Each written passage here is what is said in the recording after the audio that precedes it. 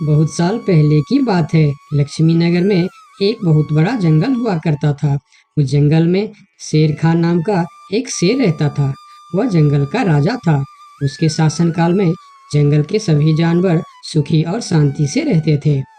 यदि जंगल में कोई भी जानवर गलत काम करता तो शेर खान उसे दंड देते थे। वह कमजोर जानवरों की रक्षा भी करते थे। एक दिन शेर खान अपने गुफा के सामने बैठे थे। तभी उसका दोस्त भालू उसके पास आया। फिर दोनों दोस्त मिलकर जंगल और जंगल के जानवरों के बारे में आलोचना करने लगे। मैं इस जंगल का सबसे शक्तिशाली जानवर हूँ। मेरे सामने जंगल का कोई भी जानवर टिक नहीं सकता। क्या कहते हो भालू भाई? ये तो तुमने बिल्कुल ठीक कहा, लेकिन हाथी के सामने तुम बिल्कुल चूहे जैसे दिखते हो। क्या ठीक कहा ना मैंने शेर खान? भालू की बात सुनकर शेर खान बहुत क्रोधित हो गए। भालू, तुम्हारी हिम्मत कैसे हुई मेरे बारे में इस तरह की बातें करने की? तुम्हें पता है तुम किसके सामने बात कर रहे हो? मैं इस जंगल का राजा हूँ। तुम मेरे दोस्त हो, इसीलिए तुम्हारे साथ मैं थोड़ा मजाक कर रहा था। तुम मेरे बात का बुरा मत मानना शेर खान। शेर खान नहीं, महाराज कहो महाराज। मैं इस जंगल का राजा हूँ, इसीलिए बाकी जानवरों की तरह तुम भी मुझे आज से महाराज कह के ही बुलाओगे। लेकिन शेर खान, हम दोनों दोस्त हैं, फिर भी तुम ऐसे क्यों बातें कर रहे हो? दोस्त है नहीं, दोस्त थे। आज से हमारी दोस्ती खत्म। आज के बाद मैं तुमसे कभी बात नहीं करूँगा। दोस्त कहकर मेरे सामने कभी मत आना। चले जाओ यहाँ से। अपने दोस्त का इस व्यवहार से भालू बहुत दुखी हुआ और वह वहां से चला गया। उसी जंगल में गोलू नाम का एक बंदर भी रहता था। वह दूसरों की चीज चुरा कर भाग जाता था। एक दिन गोलू की चोरी करते समय शेर खान के एक सिपाही के द्वारा पकड़ा जाता है और उसे शेर खान के सामने विचार के लिए लाया जाता है। गोलू को देखकर शेर खान कहते हैं, गोलू, तुम्हारी चोरी की किस्से जंगल के दूर दूर तक मशहूर है। तुम जानवरों के घर में ही नहीं, बल्कि मेरे दरबार में भी बहुत चीज चोरी की है। इसीलिए मैं तुम्हें पहाड़ से गिराकर मारने की सजा घोषित करता हूँ। आज से ठीक 2 महीना बाद तुम्हें पहाड़ से गिराकर मार दिया जाएगा। अपनी मौत की सजा सुनकर गोलू बहुत रोने लगा और बोला, महाराज, मैं अब कभी चोरी नहीं करूंगा। मुझे माफ कर दीजिए महाराज। मेरे घर में छोटे छोटे बच्चे हैं। मुझे छोड़ दीजिए महाराज। लेकिन शेर खान ने उसकी फरियाद नहीं सुना। तब एक सैनिक उसे ले जाकर जेल में बंद कर देता है। उधर गोलू का दोस्त भोलू को जब इस बात का पता चलता है, तब वह गोलू से मिलने के लिए कैद खाने में पहुंच जाता है और उससे कहता है, देखा गोलू, तुम पकड़े गए ना। मैं तुम्हें कितनी बार कहा था कि चोरी करना छोड़ दो। अब क्या होगा बताओ, कैसे निकलोगे यहाँ से? ये सब छोड़ो भोलू भाई, जो होना था वो हो गया। मुझे तो बस अपने परिवार की चिंता हो रही है। काश मैं मरने से पहले उनके लिए कुछ कर पाता। मेरे छोटे छोटे बच्चे हैं, बीवी है, अब उन सब का क्या होगा? मेरे बिना वह भी जीवित नहीं रह सकते। गोलू की बातें सुनकर भोलू सोच में पड़ गया। फिर वह शेर खान के पास गया और बोला, महाराज, मैं गोलू का दोस्त भोलू हूँ। मैं आपसे कुछ कहने आया हूँ। तो तुम गोलू का दोस्त भोलू हो? ठीक है, बताओ क्या कहना चाहते हो तुम? महाराज, मैं चाहता हूँ कि आप गोलू को कुछ दिन के लिए उसके परिवार के पास जाने दें, ताकि वह मरने से पहले अपने परिवार के लिए कुछ इंतजाम कर सके। मरने वाले का आखिरी इच्छा पूरा कीजिए महाराज। आप एक बार उसके परिवार के बारे में भी सोचिए। गोलू ने जो किया उसमें उसकी परिवार की क्या गलती है? अगर आप उसे कुछ दिन के लिए अपने परिवार के पास रहने दोगे तो शायद उसका परिवार बच जाएगा। मैं इस बारे में तुम्हारी कोई मदद नहीं कर सकता। अगर अपने परिवार से मिलने के बहाने गोलू भाग गया तो मैं किसको सजा दूंगा? शेर खान की बात सुनकर भोलू थोड़ा सोच में पड़ गया। फिर बोला, तो ठीक है महाराज, आप गोलू को छोड़ दीजिए। जब तक गोलू वापस नहीं आ जाता, मैं उसकी जगह कैद खाने में रहूंगा। और अगर वह कभी वापस नहीं आया तो क्या तुम उसके हिस्से की मौत की सजा भी लोगे? थोड़ा सोचकर बताओ। हाँ महाराज, मैं इसके लिए भी तैयार हूँ। भोलू की बात मानकर शेर खान ने गोलू को कैद से निकालकर भोलू को कैद खाने में डलवा दिया। तब बाहर निकलकर गोलू ने भोलू को बोला, दोस्त तुम चिंता मत करना, मैं समय से पहले ही वापस आ जाऊंगा। ऐसा कहकर गोलू वहां से चला गया और भोलू गोलू की जगह कैद खाने में रहने लगा। इस तरह बहुत दिन बीत गया, लेकिन गोलू वापस नहीं आया। तब एक दिन शेर खान भोलू के पास आया। देखा बंदर, मैंने कहा था ना गोलू वापस नहीं आएगा। अगर कल सुबह तक गोलू वापस नहीं आया तो शर्त के अनुसार कल शाम के समय तुम्हें पहाड़ से गिरा दिया जाएगा।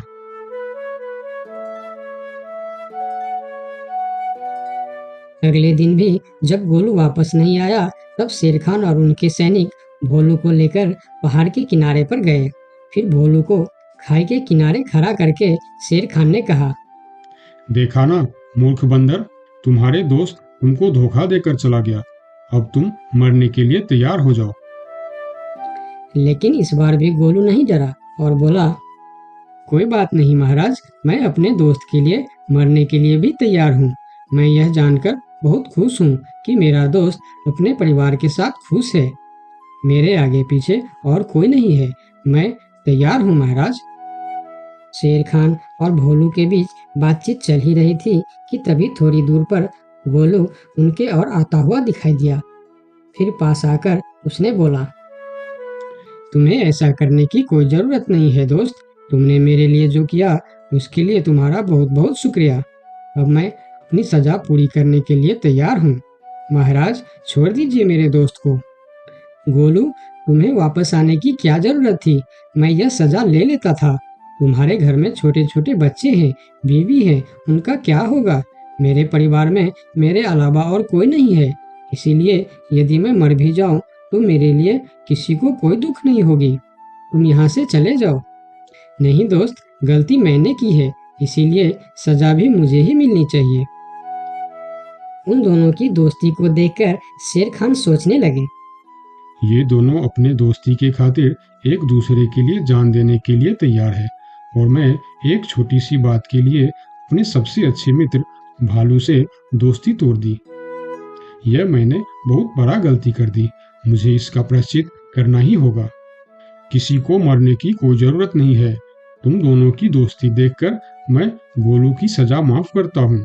और याद रखना गोलू, अगर तुमने फिर से चोरी की तो अगली बार मैं तुम्हारी सजा माफ नहीं कर पाऊंगा। नहीं नहीं महाराज, आज के बाद मैं फिर कभी ऐसा गलती नहीं करूंगा। आज से मैं ईमानदारी से मेहनत करके अपना परिवार चलाऊंगा। आपका बहुत बहुत धन्यवाद महाराज। ठीक है, अब तुम लोग यहाँ से जा सकते हो। उनके जाने के बाद शेर खान सीधा अपने दोस्त भालू के पास गया। भालू मेरा दोस्त, मैं यहाँ तुमसे माफी मांगने के लिए आया हूँ। मैंने जो उस दिन तुम्हारे साथ व्यवहार किया वह बहुत गलत था।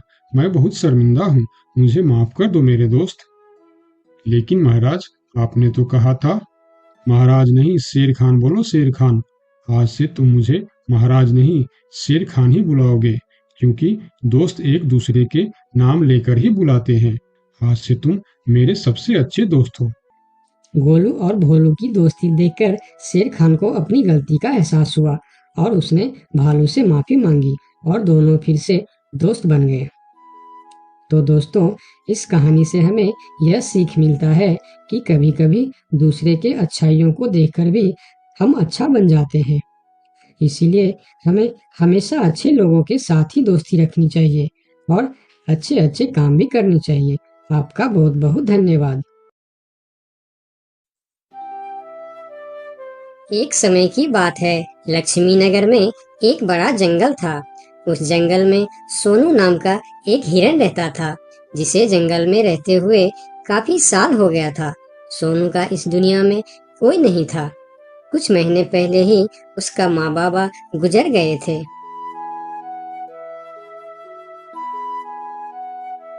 इसीलिए इस जंगल में रहते हुए उसे काफी अकेलापन महसूस होता था।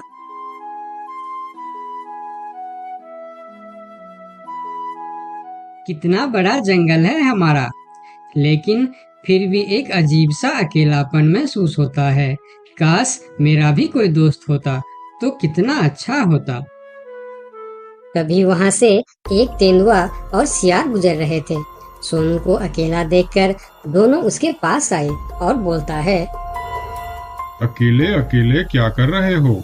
हमसे दोस्ती कर लो, हम है ना तुम्हारे साथ रहने के लिए। क्या मैं तुम दोनों से दोस्ती कर लूं? तुम लोगों को काम है दूसरे को बेवकूफ बनाना और उनका खाना चुराना और परेशान करना। तुम दोनों से दोस्ती करके मैं गलत चीजों के अलावा और कुछ नहीं सीखने वाला। इससे अच्छा तो मैं अकेले ही ठीक हूँ। अब तुम दोनों यहाँ से जा सकते हो। अभी तो तुम हमारी दोस्ती को ठुकरा रहे हो, लेकिन वक्त आने पर तुमको हमारी दोस्ती की अहमियत पता चलेगी, देख लेना। ये कहकर वह दोनों वहां से चले जाते हैं। उन दोनों के चले जाने के बाद हिरन कुछ देर बाहर बैठा रहा। फिर धीरे धीरे शाम हो गई। तब हिरन भी घर के अंदर चला गया।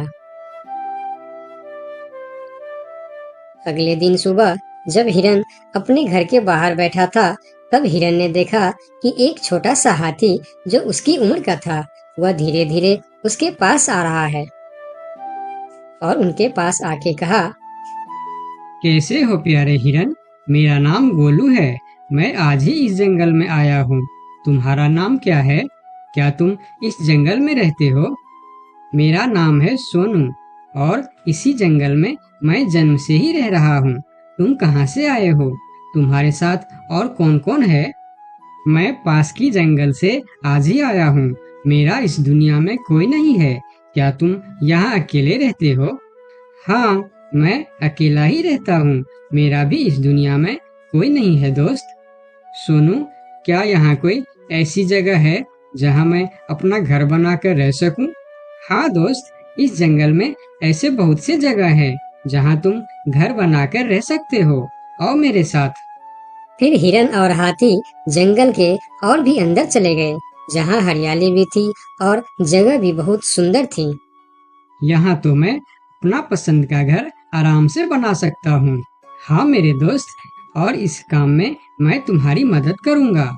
नहीं प्यारे दोस्त, मैं अपना घर खुद बना लूँगा। मैं तुम्हारा फायदा नहीं उठाना चाहता। तुम मेरी बहुत मदद की है। ये सुनकर भी हिरन ने उसकी मदद करने का फैसला नहीं बदला और काम पर लग गए। जंगल से अच्छी लकड़ियाँ और पेड़ इकट्ठा करके दोनों ने मिलकर 2 दिन के अंदर ही एक झोपड़ी जैसा घर बना डाले। तुम्हारा बहुत बहुत शुक्रिया दोस्त। अगर तुम नहीं होते तो मैं इतना आसानी से ये घर नहीं बना पाता। शुक्रिया की कोई जरूरत नहीं है। तुम मेरे प्यारे दोस्त हो। ये तो मुझे करना ही था। उस दिन से दोनों की दोस्ती और भी गहरी हो गई। इधर शाम होने वाली थी। हिरन अपने दोस्त से विदा लेकर अपने घर की ओर चलना शुरू किया। हिरन रोज हाथी के घर आता और दोनों सारा दिन साथ ही रहते थे। एक साथ खाते थे और मजे भी करते थे। एक दिन सोनू हिरन हाथी के घर नहीं आया तो उसे हिरन के लिए चिंता होने लगा। वह फिर चलकर हिरन के घर जा पहुंचा। अरे क्या हुआ दोस्त? तुम आज मेरे घर क्यों नहीं आए? तुम्हें ना देखकर मैं बहुत परेशान हो गया, इसीलिए मैं इधर चला आया। दोस्त, मेरा तबीयत खराब है। पूरे शरीर में बहुत दर्द हो रहा है। मैं ठीक से खड़ा भी नहीं हो पा रहा हूँ। हाथी आगे आया और हिरन के शरीर को छू कर देखा कि हिरन को तो बहुत तेज बुखार चढ़ा है। दोस्त, तुम्हें तो बहुत तेज बुखार है, लेकिन ये सब अचानक कैसे हो गया? ये कहकर हाथी ने थोड़ा देर सोचा और बोला, मैं अभी आता हूँ। तुम बिल्कुल चिंता मत करना, तुम ठीक हो जाओगे। इतना कहकर हाथी वहां से चला गया और सोनू हिरन उसका इंतजार करने लगा। लेकिन कई घंटे गुजर जाने के बाद भी हाथी नहीं लौटा। हिरन निराश होकर बैठा रहा। थोड़ी देर बाद वही तेंदुआ और सियार उसके पास आ गए और कहने लगे, सोनू हिरन, तुम्हारी तबीयत का पता चला तो हमें बहुत दुख हुआ। ये देखो, हम तुम्हारे लिए खाना भी लेकर आए हैं।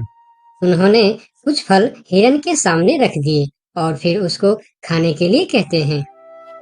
तुम लोगों का बहुत बहुत शुक्रिया, मुझे बहुत भूख लगी थी। अरे हिरन भाई, इस समय तुम्हारा तबीयत खराब है और वह तुम्हारा दोस्त कहाँ है जो हमेशा तुमसे चिपका रहता है? पता नहीं कहाँ गया है। सुबह एक बार आया था, उसके बाद अभी तक लौटा नहीं।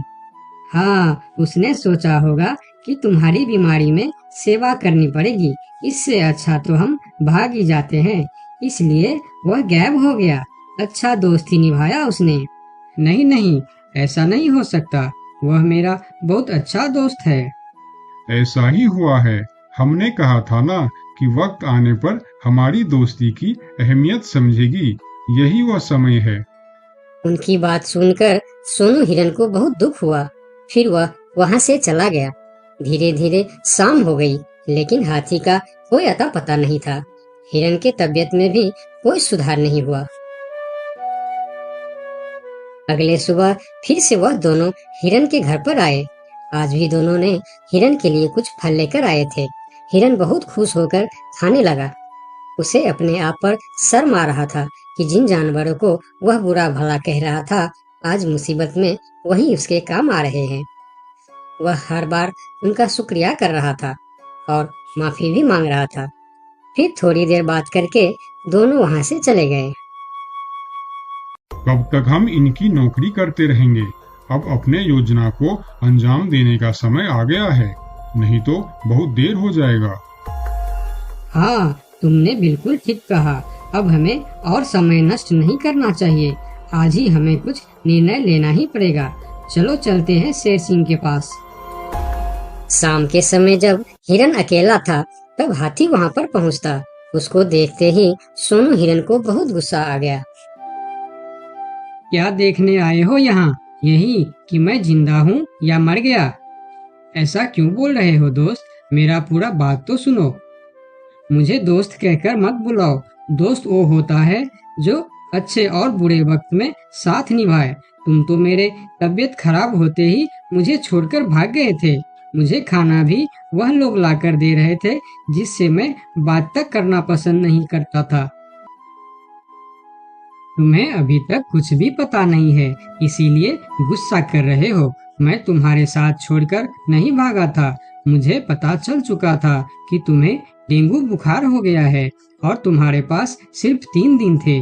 मैंने घर में इसके दवाई रखे थे, लेकिन जब मैं घर पहुंचा तो वहाँ दवा न जाने कहाँ गायब हो गया। मेरे पास समय कम था। तुमको बताने वापस आता तो और देर हो जाती, इसीलिए मैं पुराने जंगल गया था। वहाँ से तुम्हारे लिए 2 दिन का सफर करके यह जड़ी बूटी लाया हूँ। इसे खा लो दोस्त, वरना सुबह तक तुम्हारा बुखार नहीं उतरा तो मैं मेरे सबसे अच्छा दोस्त खो दूंगा। ये सुनकर सोनू हिरन के आंखों में आंसू निकल आए। उसने तुरंत वह जड़ी बूटी खा ली। मुझे माफ कर दो दोस्त, न जाने मैं कैसी तुम्हारी दोस्ती पर शक कर बैठा। यकीन मानो, तुमको वापस देखकर मुझे बहुत अच्छा लग रहा है। फिर दोनों ने बातें करने लगे। इतने में सोनू को अच्छा महसूस होने लगा। फिर वह उठकर खड़ा हो गया। अरे देखो दोस्त, मैं तो बिल्कुल ठीक हो गया। तुम्हारा बहुत बहुत धन्यवाद दोस्त। दोनों घर के बाहर बातें कर रहे थे, तभी वहां पर शेर सिंह को साथ लेकर वह दोनों आ गए। तुम लोगों के साथ ये शेर सिंह यहाँ क्या कर रहा है? शेर सिंह, यही वह हिरन है जिसे हमने आपके लिए तैयार किए हैं। ये सुनकर हिरन डर गया और फिर उसको समझ में आया कि ये दोनों क्यों इसका सेवा कर रहा था। इधर शेर सिंह हिरन को शिकार करने के लिए आगे आया। तब हाथी बोला, मेरे रहते तुम लोग मेरे दोस्त को कुछ भी नहीं कर सकता। ये कहकर हाथी आगे आया और जैसे ही शेर सिंह ने हिरन की तरफ कदम बढ़ाया, हाथी ने शेर सिंह को जोर का टक्कर मारा और शेर सिंह दूर जाकर गिरा और उसकी कमर का हड्डी टूट गया और वह उठ भी नहीं पाया। यह देखकर तेंदुआ और सियार जल्दी जल्दी वहां से भाग गया।